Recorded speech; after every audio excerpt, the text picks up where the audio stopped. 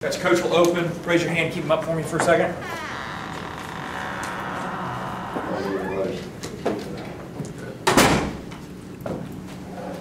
Well, you know, as first scrimmages go in the spring, you obviously have goals and objectives and things that you want to accomplish in the spring. And the first time you have a scrimmage, you kind of see where you're at, you know, and all that. And I think we have some really good players. We have some guys who can play winning football. To me, we don't have enough. We don't have enough depth on our team. We don't have enough guys that can execute with confidence, play fast. So the way we need to go about that is just keep working these guys and keep practicing them. And I think I've said this before, but what a lot of players don't understand is you don't do things until you just get it right. You do it over and over and over until you can't get it wrong. And that's what our young guys have to understand. I think, you know, offensively, for the first scrimmage, we executed pretty well today. Obviously, we got a little more experience. You know, Ruggs had family issue today, funeral that he had to go to, so he was missing. We got a couple tight ends missing, a couple guys on defense missing, a couple guys playing in black jerseys. So, you know, I think it's going to be important that, you know, some of the other guys that are going to come in the fall, especially the defensive players, I think there's 3 down guys, 2 more linebackers, 4 guys on the secondary. They're going to have to come along and add some depth, you know, to our team on defense, because we don't have enough guys that actually, you know, we feel they have the potential but need to continue to grow, and that competition will definitely help them grow. So I thought both quarterbacks played pretty well today. You know, obviously, you know, we've got work to do, but that's why we got to practice the rest of the spring and the summer and also fall camp to get ready to play the season. Coach will start over on the left with Michael. When you hire a new coach and new coordinator, how much influence does he have in the philosophy and changing philosophies and schemes, and how does that work with you? No, not a lot. No, we kind of do what we do. I think a new coordinator brings new energy, new enthusiasm, new ideas, and you know, sometimes we make tweaks and adaptations to what we do. But you know, we were pretty successful on offense, especially last year. So why would we change a whole lot? I think some of the additions that we make are very positive and will be very helpful in helping us feature, you know, some of the players that we have. You know, and defensively, you know, Pete was here, so we definitely need to improve. We slipped, and you know, we continue to try to replace a lot of personnel year in and year out, whether guys leave the program early for the draft or whatever it might be. But we've never had this much turnover in players, you know, like we did a year ago, and now we have again this year. So it affects depth.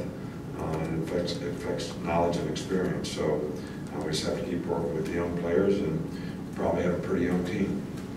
Coach, back to Cecil. Coach, since it's the first scrimmage, and sorry to ask the first quarterback question, but how was it structured today? Was it mostly Tua? Was it Tua on one team, Mac on the other? What was the structure, the way you practice the quarterbacks? Tua is obviously a starter. Mac is the guy that has the most experience and got some playing time last year and has made a lot of progress. And he's the guy that can execute best right now as the next best player. And then, you know, we let Talia you know, play some, you know, with the twos, and you know, Paul played some as well. So we need to kind of see who's going to be the next best guy, and if anybody can challenge the first 2 guys in terms of where they are. So that's kind of how we worked today, and that's how we had it planned. And I think those guys, you know, have a ways to go. First time out there, they did some good things, but it was also pretty obvious that it was their first time out there. Back on the right with Charlie. Just what did you see from the defensive line today, and maybe over the course of the spring, have you seen that group progress? You know, the first group, you know, played fairly well. The second group was not that great. I didn't watch the film yet, and I'm sure we'll find some good things that they did, and we'll find a lot of things that need to be fixed and a lot of things that need to be corrected. But I think the big thing is getting guys striking out of their hips and being more aggressive up front and trying to control the line of scrimmage a little better, which I thought the first group did a pretty good job of that. But you know, past that, I think we got lots of work to do. Stay on that side with James. I was just curious how the players handled situational awareness during the game and just communicating calls throughout as they get into a more game-like situation. I'm sorry, I can't. How the guys handle communication and getting in and out of calls and that kind of We stuff? didn't have any issues at all. I don't know why we would. We got a lot of experienced players and they played a lot of football, so I don't know why Tua would have trouble with communication. Dylan Moses has played a lot of football here. We didn't have any communication errors. We had some lack of execution and mental errors in terms of executing what the calls were, but not really a lot of communication errors. Stay over there with Ben. Speaking kind of generally, what are some things that you can kind of simulate really well in scrimmages and some things that are difficult to simulate relative to how it would look in a game? You know, I think we try to create as many situations as we can in practice that we practice good against good a lot, so that's a lot like planning a game. We do a lot of situational type things, we do a lot of 2-minute things. We did third down, we did red area, we did goal line, we did coming out. We did several 2-minute situations at the end.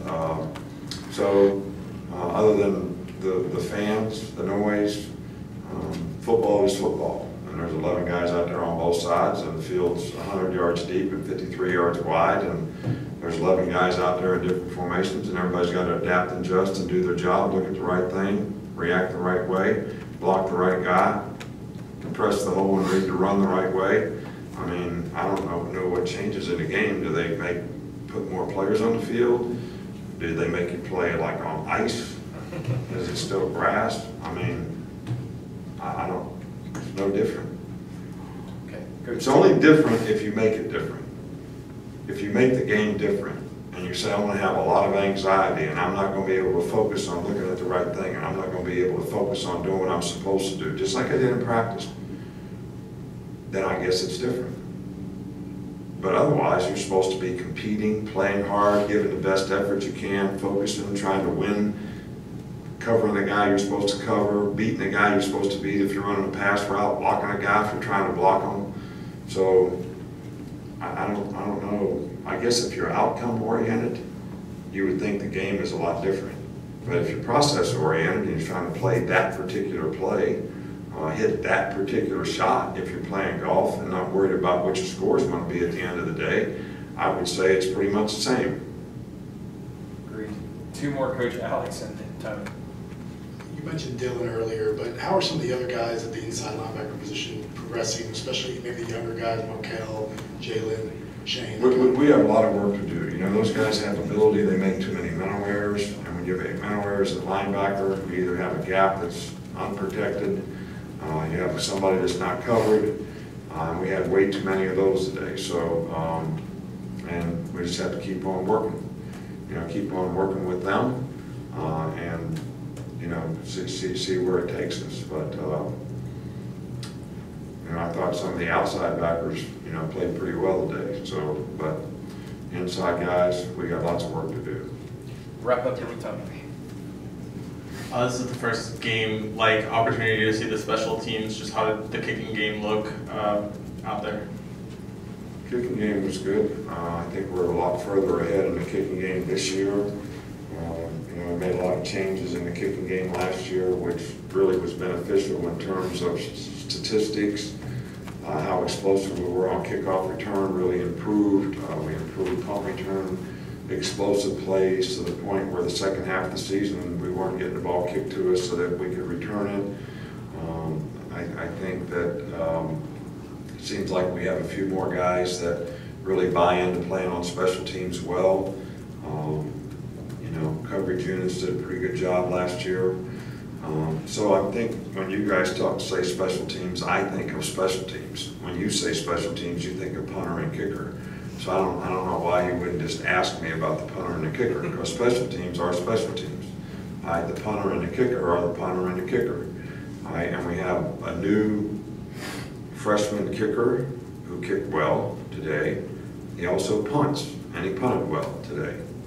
And then we have the other guys who actually were better today than what they've been in the past, which is what our hope is, that we can, develop them and get them to improve. Okay. Thanks, Coach. All right, thank you.